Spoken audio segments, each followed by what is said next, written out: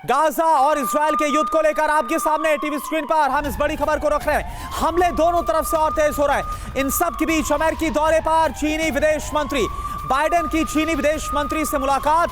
चीन से ईरान को शांत कराने की अपील की गई है। हमास हिजबुल्लाह को ईरानी समर्थन पर चिंता भी जाहिर की गई। इजराइल जंग के और भड़कने की आशंका है अमेरिका को। इसी के बाद चीनी विदेश मंत्री से यह अमेरिका ने कहा कि ईरान को हिजबुल्लाह को शांत किया जाए। और आप देखें एक और बड़ी खबर है। इजरायली सेना का वेस्ट बैंक पर बड़ा हमला हुआ। इजरायली डिफेंस फोर्स ने जलाजोन कैंप पर हमला किया। जलाजोन कैंप से कई लोगों को अपने कब्जे में लिया गया। यह आप तस्वीरें देखिए। यह हमास के समर्थक और वो फिलिस्तीनी हैं जो लगातार हमास के साथ खड़े हुए बताया जा रहा है। आईडीएफ ने जलाजोन कैंप पर हमला किया और यहां से बड़ी संख्या में लोगों को अपने कब्जे में लिया है।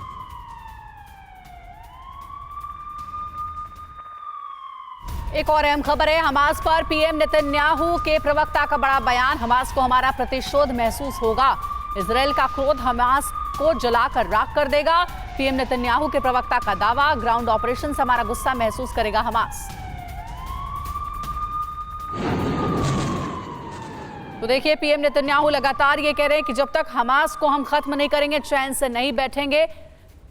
सिवात सर, नेतन्याहू ने तो कसम खा ली है कि हमास को पूरी तरीके से तबाह कर देंगे, बर्बाद कर देंगे, लेकिन युद्ध देखिए 22वें दिन में पहुंच गया है। अभी तक आखिर आईडीएफ हमास को क्यों नहीं खत्म कर पाई है, हमास पर क्यों नहीं काबू कर पाई है? इसके क्या कारण आपको समझ में आते हैं? देखो अंजलि, इतना आसान नहीं है, क्योंकि सबसे पहले तो ये समझना पड़ेगा जो हमास है वो जमीन पे नहीं है, जमीन के नीचे है। और उसके जो हेडक्वार्टर है वो सब ऐसे इलाकों में, रियासी इलाकों में, हॉस्पिटल में, जैसे अल शिफा में उसका एक प्रकार हेडक्वार्टर है।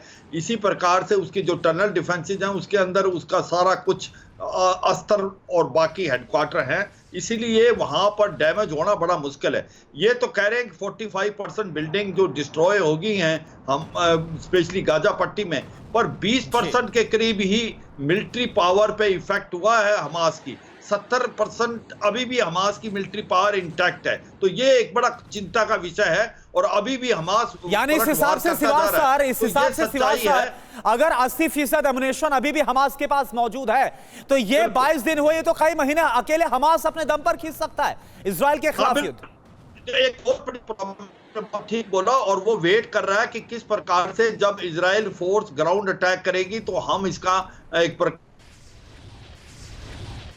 जी। चलिए सिवास सर, एक बार फिर से आपके पास आते हैं, आपके पास फिर से आते हैं। इस बीच एक और बड़ी खबर आ रही है। इंटरनेट बंद होने पर हमास का बयान सामने आया। मौत के आंकड़ों को छिपाने की कोशिश है। गाजा की जानकारी बाहर जाना मुश्किल हो जाएगा। इजराइल की तीनों सेनाओं के हमले जारी है। गाजा में ब्लैक आउट से लोगों में काफी दहशत है। तो बिजली ठप है, इंटरनेट सब कुछ बंद हो चुका है। ऐसे में अब ये गाजा के लोगों का, हमास का खुद यह कहना है कि जो यहां की असलियत है, जो तबाही मच रही, जो लोग मारे जा रहे, घायल हो रहे हैं, जो इजरायली कार्रवाई हो रही है, वो दुनिया को अब दिखा पाना इसके बाद मुश्किल होगा। और हमास इसे बाकायदा नरसंहार का नाम भी दे रहा है।